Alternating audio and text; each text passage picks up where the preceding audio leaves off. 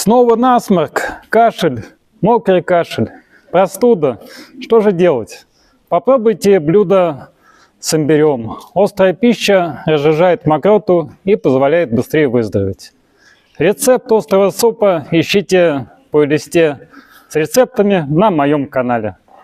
А я был Слава Режик, студент группы Шакти-23 Международного открытого йога-университета. Вся информация на сайте openyogaclass.com. Там бесплатный интернет-йога-курсы и платная подготовка преподавателей на русском и английском языке.